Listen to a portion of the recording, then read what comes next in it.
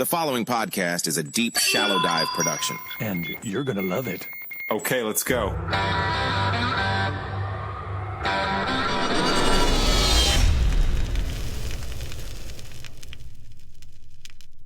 You know, I mean, we both have the glasses on, but you're gonna have to send me one of those hats. I'm gonna need to wear one of those hats next time. All right, listen, everybody. Hey, another great episode today that I've been really excited to bring this guy on. And obviously, with everything that took place this weekend with President Trump, we kind of moved this up on the calendar in order to do it sooner versus later. But you know, get used to this face, because this is David Nordell, and he is a retired United States Air Force Command Chief Master Sergeant with over 30 years of service. He's also the CEO of MaxFab Consulting, where he focuses on veteran transition and leadership development, which, by the way, I think is incredibly cool. And he is going to shed light on, man, a lot of different things, and a lot of things that we've talked on the podcast before: military industrial complex, the uniparty, all this stuff. But David, hey man, I appreciate you making the time. Thanks for joining. Yeah, what's going on, brother? I mean, not much. Really? I mean, you and I had a really deep conversation that could have ended up like ruining a whole half a day, and I don't think we ever got to the finish line. And we knew we were going to do this, for everybody else's, ability to digest it. But no, I think where we're going today, Ray, is we're going to just have some candid conversations. And, I know that the majority of the people that probably listen to this, it might be a little bit of groupthink. I hope there's some people out there that tune in to get some alternative viewpoints. But, boy, when you and I were talking, we were talking not just about passion and love of our country, but we were talking from a level of expertise. And I'm just ready to do that. I don't like to talk about quilting, because you know what? I don't know anything about it. There you go. But I'll tell you what you do know about is the military, and you've also got experience in terms of Secret Service. So let's start there, man. Let's start there. President Trump, assassination attempt. What's your take, man? Dude, scary moment for me. I'm the proud owner of PTSD and moral injury, and we'll probably hedge a little bit on how I got there and what that's about. The hat has a little bit to go with that. But so let me tell you, I was watching live. I was down in Arizona, and I'm watching live, and I probably didn't have the normal reaction that most people do, because I knew what was happening from the very first noise that came through the television. And I think the way you're going to find out is the first round missed him, the second round hit him in the ear, and if you see him turn his head, he was lucky. So, I think I told you earlier, I was attached to the Secret Service in Tokyo for 3 days. I was stationed there. I was attached as the medical response team for President Bush, the second Bush 2, and and they integrate you into the team. I mean, you're in the convoy. I mean, you're doing their work. You know what the first thing they did, Ray, was? What? They dropped off. They gave me a call sign. They gave us, I should say. They gave us a call sign, and they established comms.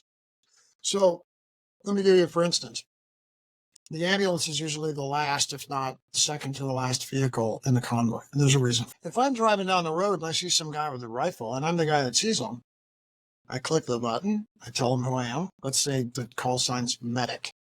And I say, medic, there's an unidentified individual, looks like he has a firearm at 3 o'clock, blah, blah, blah. Everybody hears that, Ray. It goes into everybody's earpieces. Right? On that trip, during that 3 days, we had somebody that actually got through some exterior security and ran down the hillside towards the convoy that the president was in. And the Secret Service lost their minds, and they were really hard on themselves, self-evaluation and those kind of things. To me, it seemed innocuous, because the guy was never in a position where he could ever hurt the president, especially when they're in those cars, that kind of stuff. And he really didn't have a lot of capability. He was just a goofy guy getting into his face and then somebody asked me today what I thought about the fact that a guy got that close to take a shot at a former president or anybody that's under protection based on who they are. Here's what I liken it to. I liken it to somebody that's played in the NFL for 25 years. They got a 25-year career. Tom Brady, let's say Tom Brady. And the game starts, and Tom Brady runs out onto the field, and he doesn't have a helmet. And during the first play of the game, somebody hits Tom Brady, and there's blood everywhere. His nose is bleeding and everything because he doesn't have a helmet on. And somebody goes, one, why didn't Tom Brady know he needed a helmet after 25 years? And two, who let him go out on the field and run a play with no helmet on? That's how egregious this is in my viewpoint. That close. That building had elevation to it. Yeah, it wasn't a window in a book depository building yeah, in exactly. Dealey Plaza. But if you go back and you dissect the whole Dealey Plaza thing, there was a lot of people there doing a lot of work, and everybody was, I shouldn't say a day, everybody was 2 seconds late and 2 seconds short. So the whole thing to me is absolutely weird. And on a larger scale, we're operating in such divide right now and such mistrust. I mean, we're going to put together committees to study this. I just don't know how deep they're going to dig. Yeah. Yeah. It's so easy anymore to say, well, I had a bad day. In fact, we've heard that already, right? I just had a bad day or a bad night or whatever it was. In some professions, I grew up in medicine. I'm a shock trauma nurse. When the lady at the bank goes, oh, I'm sorry, the computer's down and we've had a bad day, so I can't get you your money. I say, I'm not allowed to get that. You use that excuse. If my computer's down and you're having a heart attack, I got to figure it out. The Secret Service is better than that. Everybody that I've ever dealt with in the Secret Service, and even here locally, when we've had the president come during campaign times, they are meticulous. Meticulous. I mean, you would think they have to be. And the things that really jumped out at me when I saw that happening on Saturday was, first of all, the layout when you see the aerial, there's not like you said, this isn't a book depository, 20 different angles, 20 different rooms. There's literally, that's the only building that was near the stage. So how on earth, and by the way, the guy, I don't even want to mention his name to give I don't even, Matthew something, but right. It's not like this guy also seemed like a disgruntled military veteran who had crazy skills and knew exactly what he was doing. He looked like he was dressed to go to a Jimmy Buffett concert or something like that. So how does he, with the ladder and with everything, get up onto a building that seemed in unbelievably plain sight? And then you see all these videos. TMZ had a video. Citizens are alerting the various law enforcement, hey, there's a guy up there with a gun. The question becomes, and I had this conversation with somebody else who told me there were either 4 or 5 different groups of law enforcement in charge of the president's security. You've got Secret Service, you've got the local law enforcement, I think the sheriff's department, and then Highway Patrol, I'm sure, Highway Patrol, and then yep. And then Trump's own personal, he's got to have his own personal. It's the question becomes, how did that even happen? And then from there, it really is who's responsible? Who dropped the ball? Well, let me give you some boring statistics, but it plays to this because my graduate works all in disaster management. And if you put a bunch of emergency managers in a room, these are the guys that tell you which way to drive when the hurricanes. That's the other side of my work. If you put us all in a room and said, what one problem do we need to solve to make us better nationally in responses to things like hurricanes and earthquakes? There wouldn't be a single person in the room that wouldn't say interoperable communications. Your radio has to be able to talk to my radio. Mm-hmm. If you have UHF and I have VHF, the only way for us to talk is for us to give you another radio, and then you carry around 2 radios or 3 radios or 4 radios. If people are screaming and yelling at a cop from Butler, Pennsylvania, that a guy is on the roof, and that cop has no ability to do what I described when we first started the conversation, no ability to pick it up and go, this is Butler 1. There's a guy with a gun on top of this building over here, and it doesn't go into the earpiece of the sniper. You've screwed it all up. You've screwed up your ability to do what everybody's up there to do.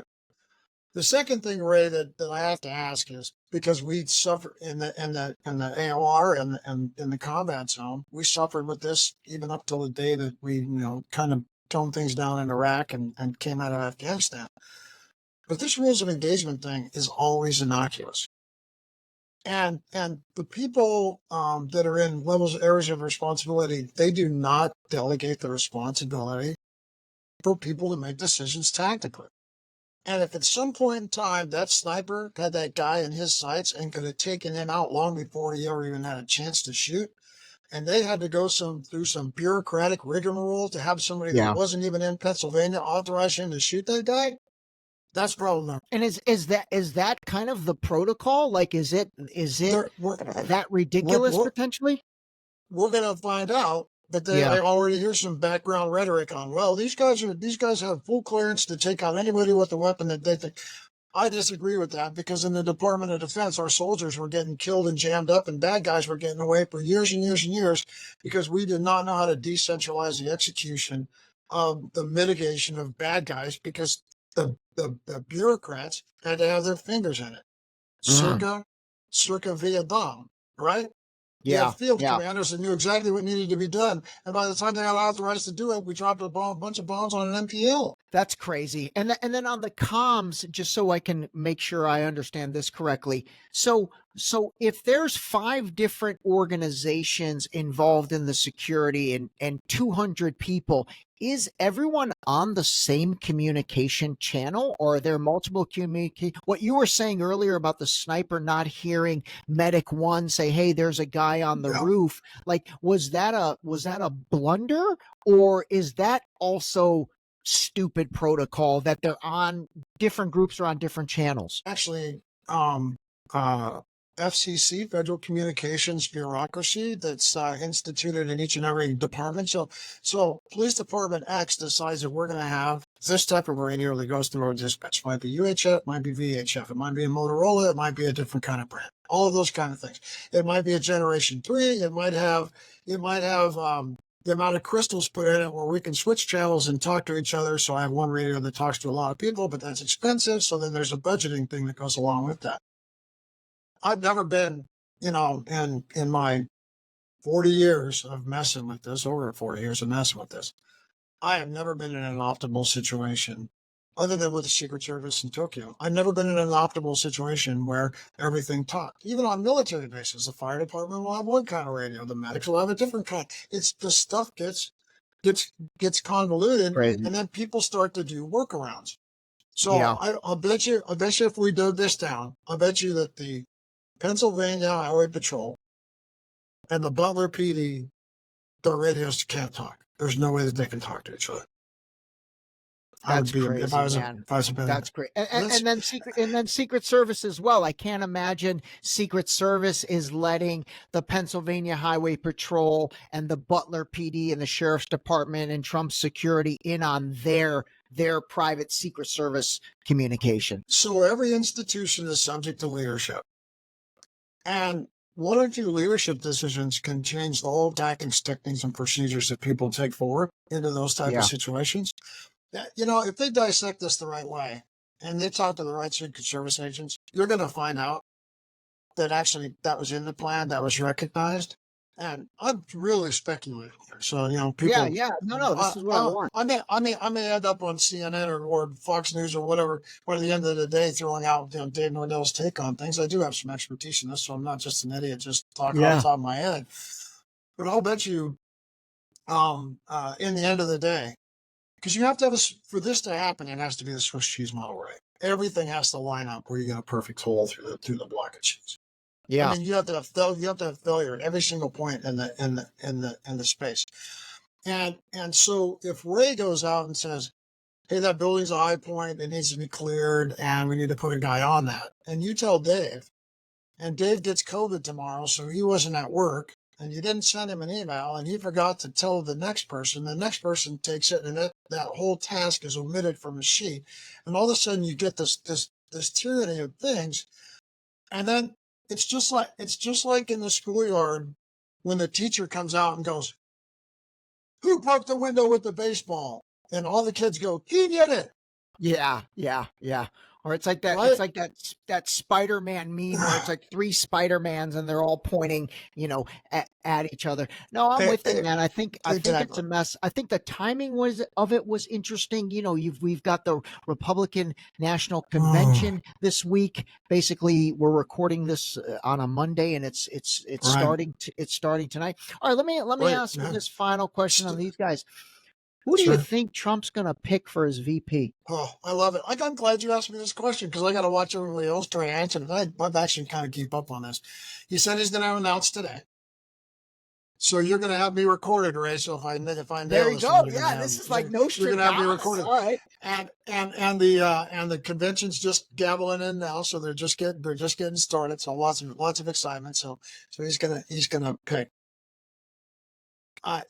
Trump is. We all tend to gravitate back to our strengths when we make major decisions. We don't go through the weak pieces of that. And I really think that Trump has a need for flair. He wants lights and bells and whistles to go off when he announces it. So I have two. I'll give you my mainstream pick that I think he'll pick, and then I'll give you one to think about. And so that'll be my dark horse. All right.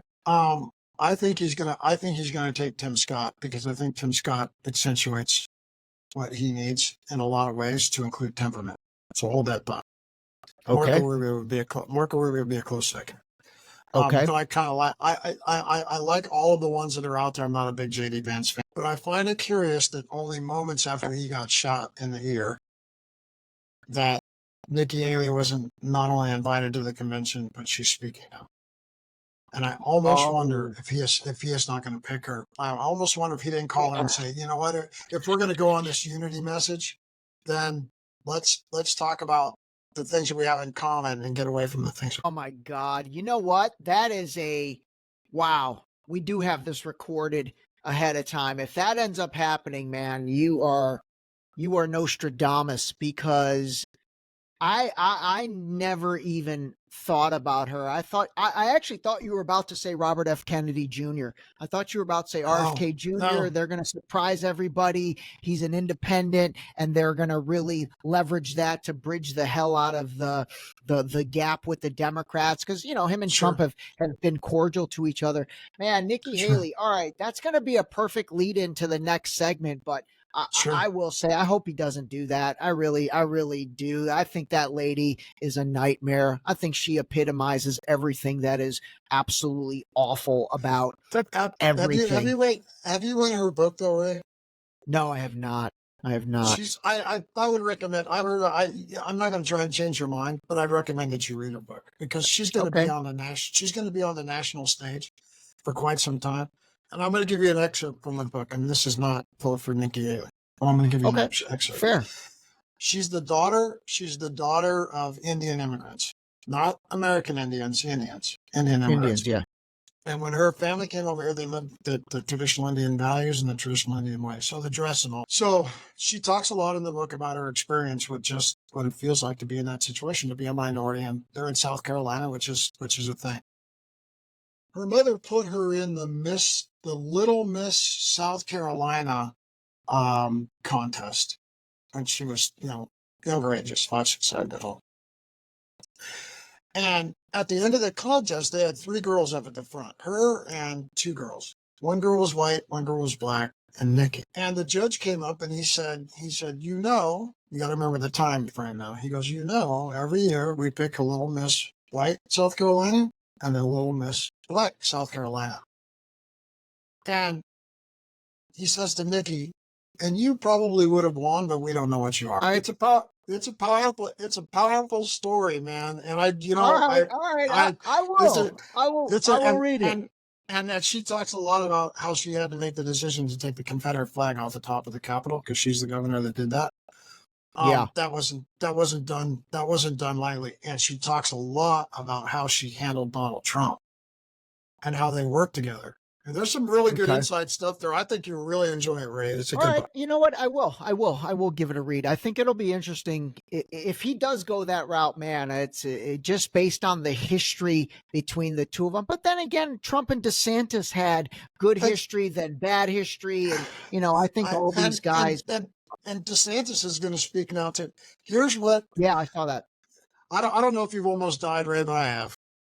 When you almost die, you start to look at things a little differently. And if he is truly, he ripped up his 20-page speech. He's gonna redo his speech, and it's gonna be focused on unity. Unity, yeah, I saw that. You cannot ask a country as divided as we are right now to unify in any way, shape, or form. And he's a leader, and he understands this until you get unified in your own house. You can't be throwing rocks at your brother and kicking him in the knee all the time and telling everybody in the neighborhood they need to get along. Doesn't work. And that's All right, why I I'm appreciate that. speculating on Nikki Haley.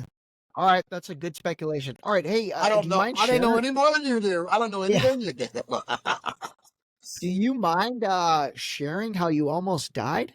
I mean, that Oh is a yeah, pretty statement. I mean, I was retired, and I had taken my kid to the airport to go off to his dream job in Washington D.C. He's still up there in the middle of this quagmire, which he's a great resource. And I was sitting at the same desk in the same, in the same computer that I'm sitting at now. And I stood up, and I didn't know, but I had a blood clot that went from my groin to my ankle and my right leg, and that all broke loose and went into my lungs. And Wow. me knowing what I knew I was dying. And I told my wife, who's a nurse, and knows the same thing. I said, we need to try and make it to the hospital because my day's not going so well. Yeah, it's millimeters away from not being here. So the blood clot broke off and then got into your, I guess, a vein or an artery, and started to Yeah, head up to the heart, yeah, no, it went into my lungs. So I to ended your up with lung. I ended up with close to 100 blood clots all throughout my lungs. But I had one Oh my! big clot that could have clotted out my pulmonary artery, and if that would have happened, then it would have been good night. So yeah, Did you I was sitting feel? right Did there. you feel it? Uh, Did you feel yeah, it? I was. Like, Yeah, it's like getting hit by a truck. Then I oh started to my turn goodness! blue. Blue is a bad color, When you start to turn blue, you shouldn't be Yeah. blue. Okay, blue is not good. All right, let me write that down. Blue is bad. All right, let's get into the I mean the Air Force Yeah. stuff. Yes. I Yeah. mean, listen, I think people will be fascinated at what is a career in the Air Force like. I mean, is it bureaucracy, or is it military, or is it a combination of both? And Oof. what is it like? Wow. Depends on where you sit. So my perspective comes from 30 years, 6 months, and 24 days of service. I started off with no stripes in a barracks in San Antonio, Texas, in 1984, late 1984, and I got out in 2014. So for people's perspective, when I went in, Ronald Reagan was president. When I got out, Barack Obama was president. When I went in, there was a West Germany and an East Germany. And when I got out, there wasn't. Yeah. So, so, I went in as a cold warrior. I mean, it was all about nuclear weapons and beating the Russians in the Fulda Gap in Germany and fighting off the communist horde. That was a way. President Reagan's mantra was peace through strength, and he piled a lot of money in the Department of Defense, but never wanted to fight a war. Just wanted to, you know, be tough enough and strong enough that nobody would mess with you. I guess like being in prison, right? If you lift enough weights and you get big enough, people just don't mess with you. So Yeah. not that I've been to prison, but I just use that as an analogy. But so when you're young in the military, I wouldn't say the Air Force journey is exactly the same as the other services, but it's close. When you're young and you're an enlisted guy, you learn the culture. You kind of get stripped down. You lose the words I and me, and you learn how to work in teams and the we and us part of life. It's very it's very directive because it has to be. If you don't do what you're told and do it the right way, people can get hurt or die, and you gotta complete missions, and it really puts a stamp on you. It's like being a hot dog. You look like a hot dog. You get stuck in the microwave. Somebody turns the microwave on, you come out, and you still look like a hot dog, but your DNA has all changed. Yeah. And you can never really change that DNA. But as you work through the ranks, then you're exposed to more things. You're exposed to budget. You're exposed to how the money's allocated and spent and appropriated all the way through Congress and back. You're exposed to a lot of deliberate leadership training, which is void in our country and other industries, which needs to come back tomorrow. you're always in school. You know, the Air Force has its own community college. It's so easy to get at least an associate's degree before you get out, you know, on your first enlistment. And so there's lots of opportunities there. But there's a big ask, you know, and you know, I speak on moral injury. I mean, you go in the United States military with all these foundational things, whatever your religion is, your mom said, your dad said, things you do, things you don't, all that type of stuff. You know, what's right, what's wrong. And quite frankly, military service flies in the face of that almost every day because through doctrine and military orders, you've got to do things that fly in the face of your morality. You know, the most extreme would be all of us know that there's huge consequences for killing somebody else. And almost all of us believe that killing another human being is like the most uber bad thing you can do on the scale. But yet, for us to do our mission, it requires us to take other human lives. That's pretty heavy stuff if you think about No, that. it's heavy, man. That's heavy. That's definitely heavy. And quite frankly, it's what you do, no matter what your specialties. I was a medic, so I'm supposed to be saving lives, but at the same time, I'm supposed to be keeping the people healthy to go take lives. So it's, you know, everything's interlocked. You know, just because you do finance doesn't mean that you're not important. Because don't pay a soldier and watch what their morale is, and it's all interconnected. And you have to be careful with that. And then as you get up into the ranks where I was at, where I'm working with general officers, those are my bosses. I'm their senior advisor on all things enlisted and morale and welfare and operational issues and equipping and all those type of things. Then you really get to see the underbelly, the military industrial complex, and what that looks like or what that's attached to. Then you're in rooms and you're making decisions and you go, who's all these guys with ties? Well, that's the guy from Raytheon, and that's the guy from Lockheed, and that's the guy from, Boeing, and and they're like, well, why are they here? Well, because the weapon systems that they use, those people are all the people that have built them because it's been contracted that way.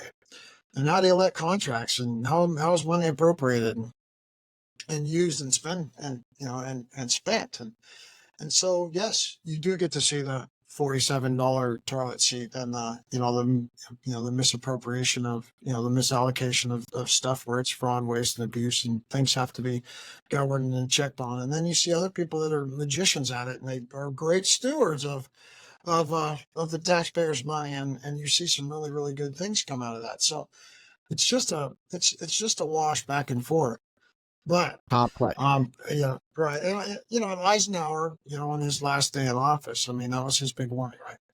Don't let the military industrial complex drive the decisions you make in the country. In some ways, Ray, he may have been even late in the game when he said it. Because let's just take a soldier. Let's take a soldier in the field, right? And they're in combat. So what are they going to have? They're going to have a helmet, they're going to have glasses, they're going to have ear protection, they're going to have a flak vest, they got to have a uniform, they got to have boots. They have to have a certain level of training, they have to have ammunition, they have to have a weapon. Now, if I had a Marine sniper here sitting next to me, he'd name off 27 other things he needs to have. All right? He has to have that. Well, who makes all of that? How does it get there? And how do you sustain it? So think about the tentacles that come off of just one soldier. Think about the tentacles that run back into our economics off of one soldier. So why is the battle over the defense budget so vile? Because there has to be trade-offs to do this for this one soldier. And by the way, it doesn't get any less expensive because the people that are making those things are for-profit organizations that have bottom lines that need to grow, and most of them have stockholders. So you have to handle all of that. So if you think that the stock price or the price of oil and the stock price on Lockheed Martin today has nothing to do with national defense, you're nuts. You're nuts. Absolutely. Absolutely. That stuff is absolutely all related. And you talked about Eisenhower, and I've played that clip where he basically said, the greatest threat is the military industrial complex. And I think he really gets credit for introducing that terminology. But the crazy thing is that was in 61 or 62 or something. The term has been there, but I don't think it's really come to the forefront much, or the way it has, at least the past maybe couple years. Now, I want to go to Kennedy because I want your thoughts on that. I did a whole episode on the JFK assassination, and Yeah. I've looked into that from my perspective. The way I see it is, I mean, first of all, I don't see it as Oswald, and I don't see it as a single bullet. It just makes no sense to me. Okay. But I do see the plausibility of him saying, "Hey, I want to come out of Vietnam," and Vietnam to me almost was the first forever war, or the first war that really employs the military industrial complex. So could it be plausible that those people behind that did not want to come out of Vietnam? And so what happened to Kennedy was a result of that. I mean, what are your thoughts on? Well, in a generic form, Ray, let me tell you something. As I get older, and especially as I look back on my military career, or I start to even work through things now as I'm mostly a retired guy, even though I'm working on veteran issues. Here's what I know. If you have a really complex problem, you really, really want the answer to something, don't spend your time trying to find out the why. Just follow the money. Yeah.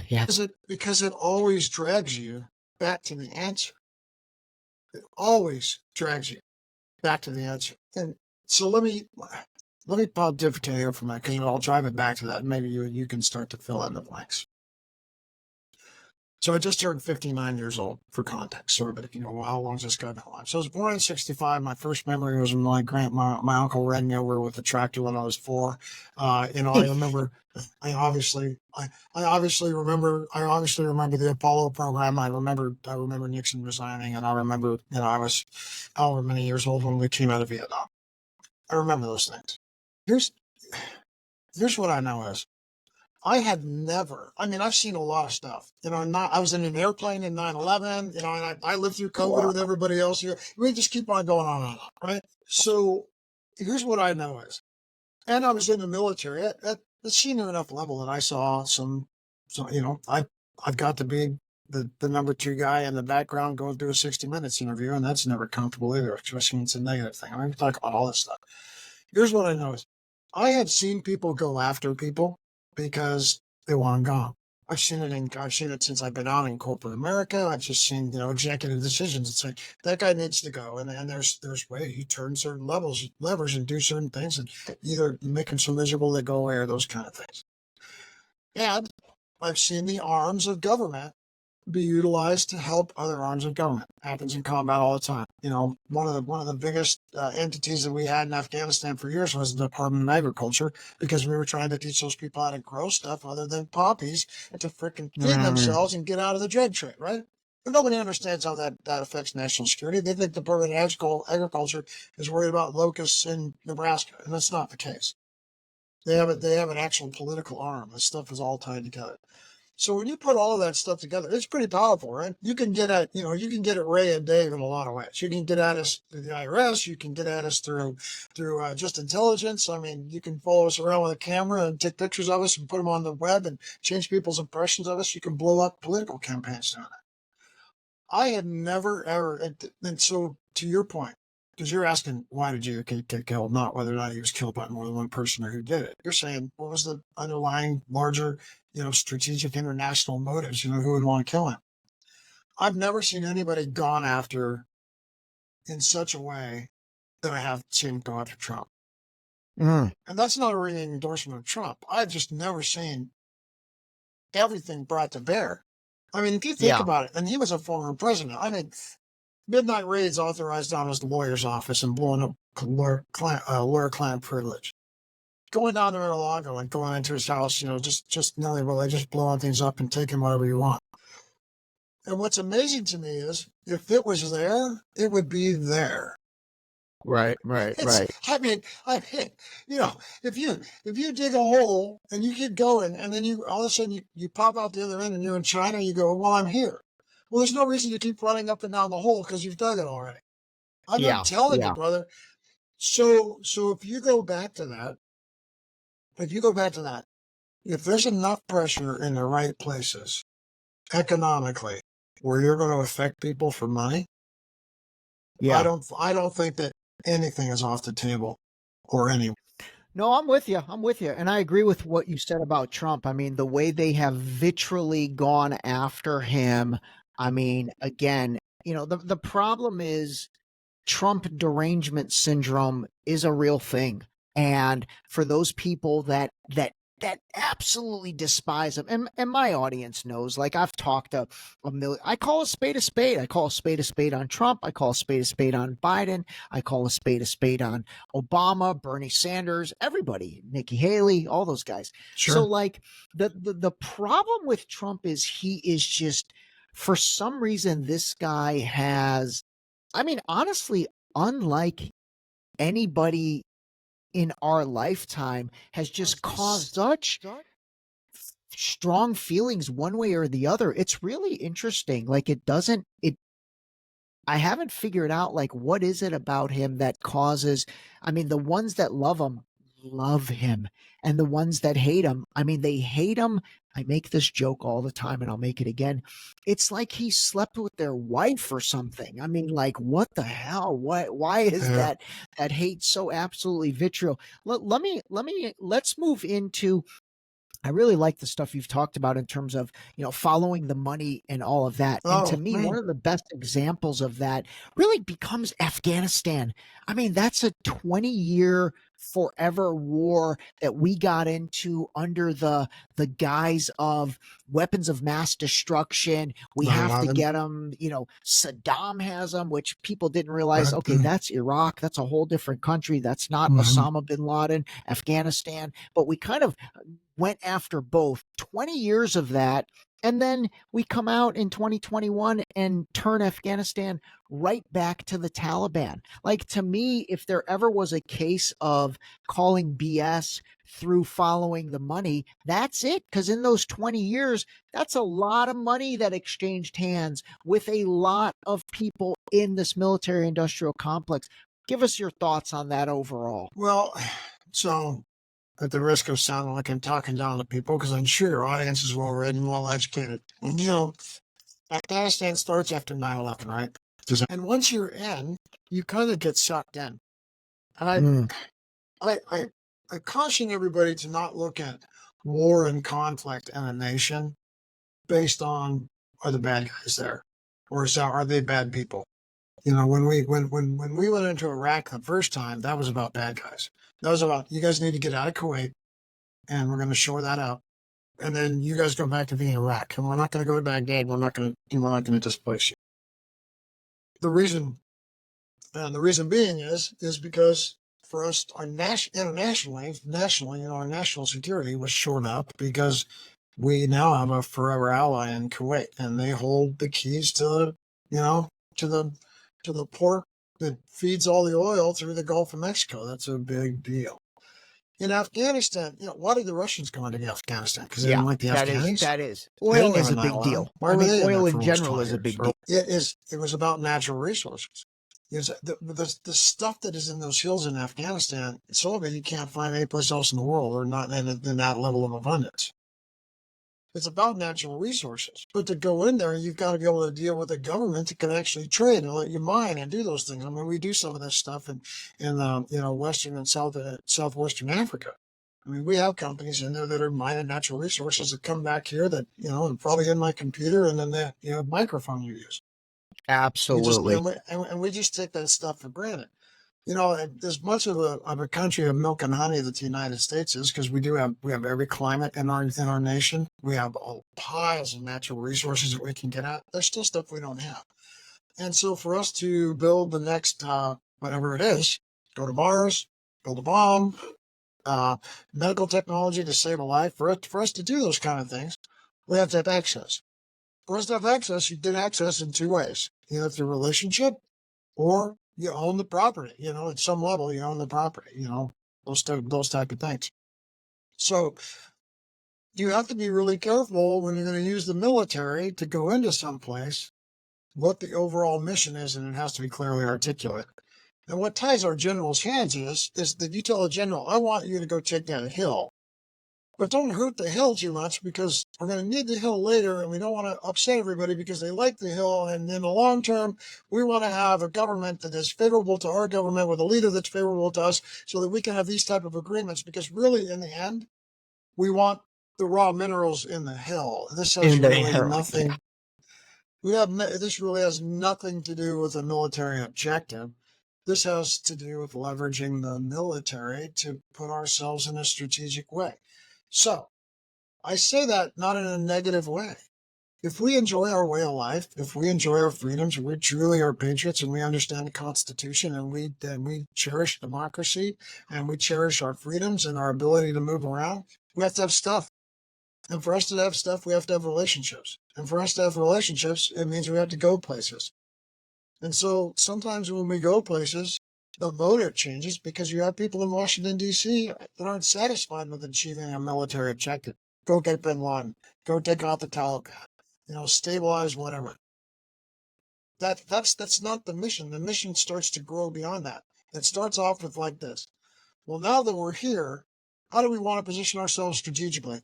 The magical exit plan that you hear about all the time. Is there an exit plan? Well, yeah, the exit plan is we want total unfettered access at the end of this to all of these things, because it helps us have what we want to have. It's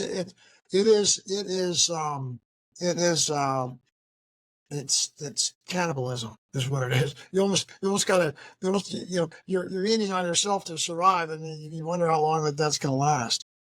So you just gotta, people, this stuff is more digestible. There's a couple things I want people to understand, because I'm sure I've been labeled already, because that's what we do as humans. I mean, not that just the audience is bad, but people have already put me in the boxes, right? Because that's what happens.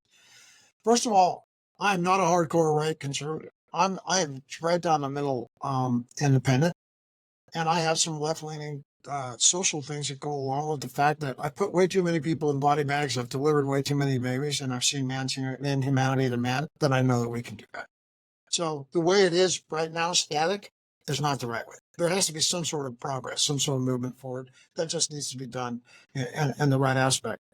The second thing is I'm not talking negatively about the military or our country's position, or how big or how small it should be, or what we should be doing as military people. But it's all of our responsibilities. This is the waking up that we need, Ray. It's all of our responsibilities to understand. People are like, I don't know why I had to have geography in school. Well, you need to know where the hell a place is on the planet, if we're going to go there and be part of that. If it's going to affect all of us nationally, our sons and daughters and everybody, you need to be able to understand it. You need to be able to pick on it. So learn geography. I don't need to know macroeconomics. Well, if you don't know geography and you don't know macroeconomics, you're probably not qualified to get into that conversation that we're having. Because you need to know how things move, and the push pulls to all of this stuff. And then you need to understand what causes fear and pain in humans, basic fear and pain in humans. This is psychology, right? Why do I have to take psychology? Because if you understand the basic things that make the human body go, especially our psyche, then you'll understand how people get manipulated and how you manipulate other people. And then you can see it while it's happening, and then we're not a bunch of sheep. Then you can actually look at it and go, hey, listen, are you just trying to scare the hell out of me, or is this a real thing? For instance, do I really need a shot, or do you just want me to have a shot so you scared me to death and you think, I think I'm going to be in my grave in 2 days if I don't get a shot? What happened? That's a great. I don't know. Yeah. And that's a great one. And I think a lot of people are coming to that realization. We're almost 4 years removed from, 3 years removed from all of that stuff. And I think a lot of people right now are asking themselves, man, did I really need, if not the first two, did I really need that third booster? Did I need that fourth booster? Did I need that fifth booster? What's going on? And again, I mean, this is just real talk. And by the way, I will say what I really appreciated in our conversation when we had our initial conversation to kind of talk about and get to know each other a little bit. Man, I wish I had hit record on that thing, because there were some nuggies in there that were fantastic. We had some good stuff. But you know what? Your common sense to me. And that's what I'm trying to advocate for. And that's what I'm trying to get people to understand. You know, the things and the way you talk about things, even honestly, we disagree on Nikki Haley, but the way you position that to me was very common sense, and it will enable me and allow me to revisit her from a different lens, maybe a lens that I'm a little more open to sort of seeing what she's all about. So I really appreciate the way you position that stuff, because I don't consider you far right. I don't consider you far left. I consider you kind of centrist down the middle. Or you know what? Let's not even put a term on it. Let's just Right. call it Right. common sense, man. But people, as they digest our conversation, need to be able to move us around in the boxes. And if you're going to put me in a box, I just want me to be in the right box. So I have Yeah. no trouble explaining it. You know, Ray, here's the deal. It's like raising kids. The kid comes to you and he says, Dad, why are the leaves green? Now you can tell him, well, it's chlorophyll, and explain photosynthesis, or you can hand him a book and say, look this up, and then come back and you tell me what photosynthesis is. It's two different things, Ray. One, they had to do the work, which means they'll pay more attention, they'll absorb more, they'll have better understanding, and they can be good teachers. The other one is you just gave it to them, and you know what they do? The next time that they have something that challenge them mentally or their perception, they go, why is Yeah. the grass brown over there, right? And then you tell them that. Well, you start living your life like that. So anything that's difficult or you don't understand, you go ask somebody. Well, whatever that answer is becomes your reality, and that's not doing the work. So if you want true internal answers that can drive true opinion, true passion, and motivate you to be an activist in whatever you want to be an activist in, do the work. Do the Yeah, work. do the work, Get the man. data. You got to do the work. Absolutely. Totally agree with that 100%. Give us so what do you, I know you're kind of retired now, but are you Yeah. working with veterans? And then I also want to kind of talk a little PTSD, because I feel like you have Yeah, you bet. expertise. Like You bet. help us understand that really. That's like, I mean, obviously Yeah. everyone's heard that acronym, but you know, God, what is that really like? It's got to be pretty bad, huh? I'll make it really simple for you. So to answer the veteran work, I took on a project that's been pretty difficult, Ray, but if you don't do the hard work, you're probably not going to be fully satisfied.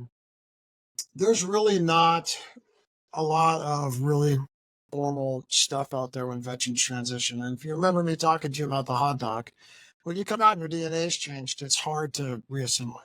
It just is. And we all reassimilated different. Some people come back in the civilian world and they are absolutely fine, and other guys and gals struggle right up to the point in time where they end up committing suicide, and everything in between. But my work is focused on the fact that data driven and done the homework, 2.5 years of homework. 50% of veterans leave their jobs in their first year, and up to 80% are gone in 2 years. And the reason is the environments that they go to don't know how to take care of veterans. Now you say, well, what the hell does that mean? Well, I can tell you if I was in a wheelchair and I went and applied for a job and you hired me, they'd know exactly what to do for me. Because there's a thing called the American Disabilities Act, and you read it and you have to comply with that. Plus, right? The thing that we probably cherish most in the world is if you have children, they're probably right at the top of the list of the things that are most important. If you're going to take your kid to daycare, you just don't take them to daycare and drop them off, right? You go to the daycare, you walk around, you look at every square inch, you talk to everybody in the staff, you make sure there's not sharp things laying all over the floor. You talk to 10 parents that already have their kids at the daycare. And then when you do take your kid to the daycare, you vet them to make sure that they're thriving for 3 to 6 months before you even get into any routine. With veterans, we drive you to the curb, we point at the building, and we say, go in there, I hope it works out for you. Because the people in the building don't understand the veteran transition. So I've built a program that's there for any employer that has the motivation to do the real steps that need to be done beyond thank you for your service. I appreciate thank you for your service. It's become kind of cliche, and for me, my answer is God bless you when people say that. But really what we need is we need corporate America and large scale, small business, all the way to the biggest of the big. Some of them have programs, but they need to be bit ready.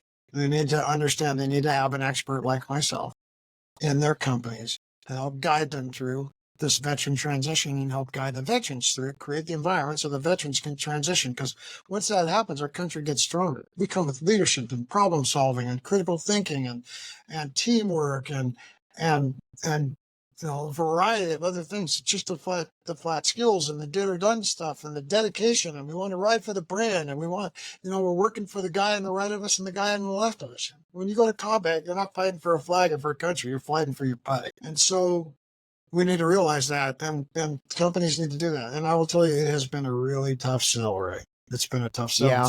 It's an uphill battle. Do you think that's because companies in corporate America, I feel like veterans deserve so much more across the board on everything. I mean, talk about making a sacrifice. I mean, that's in not only the ultimate sacrifice when you make the ultimate sacrifice, as in getting killed. I think it's the ultimate sacrifice even dedicating yourself to that. You know what I mean? Like I don't have the fortitude to do that. And so I respect the hell out of people that have the fortitude to go and do that. And it does seem like a complete shame that when they end their military service or come back into, the civilian population, you would think there would just be a much more organized transition plan for them versus what you said of like, hey, there's your new office, good luck, catch up with me in 6 months.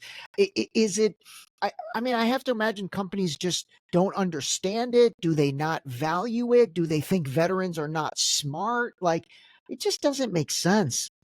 I think right off of the top is what I'm proposing is a relook at their culture, policies, procedures, and the culture. And I think that a lot of people shy away when you talk culture because culture smells like work. And we're just not geared anymore to think strategically, to think long range, to think about doing the work. We're geared about, what's in it for me? How do I look? How do I look? How do I look in the mirror when it's all over with?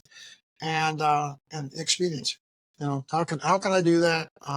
That is quick and economical and all those things. And some of this is slow moving. And quite frankly, we have 46,000 veteran service organizations trying to plug the holes that are left between the Department of Defense and the Veterans Administration in this transition environment. That's everything from taking guys fishing and gals fishing and getting people together and doing those kind of things. Maybe we need to legislate it. I've written what I think is core legislation and put it in the hands of some people to champion. And maybe we need an amendment to the American Disabilities Act and a chapter about military transition and what employers need to do. Because sometimes that's the only thing people understand is if it's a law and somebody's going to take money out of your pocket because you haven't done the program appropriately, you just have to follow the money, right? Yeah. You just have to follow the money. And so there's a little stopping point there. But I will tell you, now think about people that come out with PTSD and moral injury, and I'll separate the two for you. Let me boil PTSD down into one basic statement. Because PTS, post-traumatic syndrome, post-traumatic distress, is not everybody has it. Some people that have never seen combat have it, for a variety of reasons. The high PTSD community is people that have been assaulted / sexually assaulted. 1 in every 4 females that serve in the Department of Defense has been sexually assaulted. And so that's a real thing. And that's prevalent, especially on the veteran side when they come out, they have these things. PTSD is this, right? I know, but you got to do the homework. People can get emotional about this and go, yeah, and he's got PTSD, they have PTSD. You got to know that, you got to know what you're up against. So PTSD is this. There are things in life that you experience, Ray, that you can't unhear, unsee, and unsmell. You can apply that to law enforcement. And by the way, when you're talking about service, please do not forget about firemen and EMS and cops, because Yeah, absolutely. it is absolutely identical. And when I say cops, I'm talking about everything from game wardens to forest rangers to all of those people. That is a life of service. Every day that you get up and you put on a uniform in that type of service environment, it's never about you. It's always about somebody else, and we're usually always dealing with something when somebody's at their ultimate worst, and we're trying to make it better. And that's religious, man. I mean, that's stuff That Jesus did. is. And so, Yeah. and so, we read a lot of books, Ray, but we don't read the Bible. And the answers to a lot of our problems in the world are in the Bible. You don't Yeah. listen. You don't got to be a Bible thumping evangelical in church studying it all the time. But if you do a little Bible study, if you have a true problem within this day and age with electronics, you don't even got to have a Bible. Yeah. Just get on your Chat It's GPT or Google and say, what would Jesus say about my extramarital relationship? It's going to oh, give you that's interesting. 9,000. It's going to give you 9,000 things to read with interpretations to it, and it's no different than sitting on the knee of an old wise man, getting some Yeah, really that's good. interesting. I have asked So ChatGPT a lot of things, but I have not asked ChatGPT that. But that's a good one. I'm going to do it. All right, listen, Dave. This is awesome, man. I really appreciate the perspective, not only from the start of the conversation and helping us understand. I thought it was very valuable to understand the Secret Service and the other organization and comms and all that going into the military-industrial complex stuff, and really, you said a lot of things that I'm gonna come back to, but like the concept of natural resources in these countries, and then understanding, when does it cross the line from, oh, we're going after the bad people, to really going after the bad people becomes the guise of us going in to gain the natural resources that are needed. And then, I mean, man, those are such big it's like, conversations, well, and I they're mean, heavy yeah. conversations. But, if you look at geography, right? If you start in India, right, Yeah, in this most populous country in the world, they have nuclear weapons. If you go west to Pakistan, which Pakistan's only been a country since what, 1947, because it used to all yeah, be India, and then after the yeah. Ottoman Empire fell, they split it in half. They have nuclear weapons. Then you have Afghanistan. Well, the next country west is Iran, and they have nuclear weapons. This stuff all matters, and if you put a whole army in between the middle of all of that, and you include the fact that it borders China, you think people get uncomfortable? You think that No, no. there's something beyond? Yeah, it's. But if you can't look at a map and you can't explain that, you can't draw it, and you can't see it in your head, then it's tough to understand. That's an excellent point, dude. That's an excellent point. You talked about India, Pakistan, Iran. If you look at a map, those countries all in that Middle Eastern area are all geographically close, but you don't see us going into Pakistan, India, or Iran, because they do have nuclear weapons. I think nuclear weapons are, even to the big bad United States, they're a deterrent. But Afghanistan doesn't have nuclear weapons. Iraq at the time, I don't think, had nuclear weapons. No, Oh my gosh! I mean, look at what's going on in Gaza. They don't. don't have nuclear weapons. Obviously, So that's an interesting thing with the geography. The way you said that, I like that. and the whole North Korean strategy has been for us to survive as an isolated state with the purest of communism. The only way for us to operate internationally is to get a nuclear weapon, because then people have to talk to us different, and they can't Yeah. just come rushing across our borders. That's an interesting point, and great point about geography, man. Even man, I'm It's gonna huge. probably I'm gonna study a map more, because you do want to understand all these locations, and like what you talked about earlier with what's going on in the DRC and the Congo region in terms of the cobalt mining and the lithium and the unbelievably awful conditions there. But lithium goes into everything that we use technology wise, from your Tesla to our computers to our Apple iPhones and all that. And you just don't, you don't get the truth of what that is all about. That's another thing that Man, there's a lot. Man. Right. There's a And so lot. There's a lot of and stuff. and so the new currency, the other money to follow is information. Now that you have Google and Twitter and the way the information moves. So if you follow the owners, if you can control the information, then you can control. You got to Absolutely. really look at those things. Absolutely. Yeah. All right, Dave. Any parting words of wisdom or any more predictions? Man, I've got you on the record with a good one that could end up putting you on the map if it turns out to be true. Anything else? Hey, here's the scary thing. In 2018, I got asked by our CEO of our hospital region as a disaster manager what my biggest concern was, and I said, I have two. I said, we got to learn how to better expand these hospitals because we're going to need more beds when we have a pandemic. And I said that in 2018. Wow. And we started preparing for a pandemic in 2018. So when I say stuff, people always look at me and they're like, I don't want to hear what you have to say. Here's my prediction. You're not going to like this, but your show is kind of geared around it. My prediction is that the next big catastrophe in this nation that will ultimately drive us back together and probably get us out of this divide and make people do a little more homework is the fall of healthcare. And if you really watch, it's really crumbling, and a lot of places are on their knees already. And when we can't start, everybody's a human, no matter how much money you have, and everybody's aging. Father Time's undefeated. And so at the top of everybody's list is healthcare because they want to feel as good as they can for as long as they can. And if healthcare starts to fail in this country, it will make things look like the 2008 stock market crash and Detroit, and it'll make it look all like just chunk change. It's a big deal. And I think it's probably closer than we know. Okay. All right. Very interesting.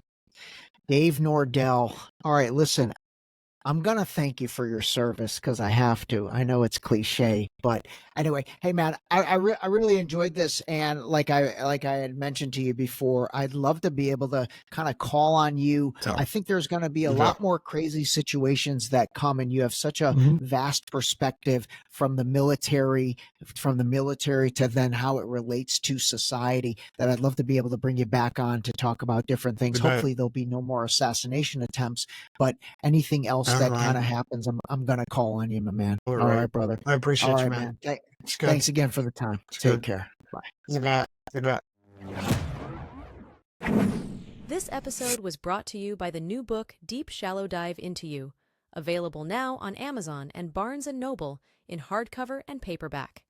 Don't forget to sign up for our new mailing list on our website at deepshallowdive.com.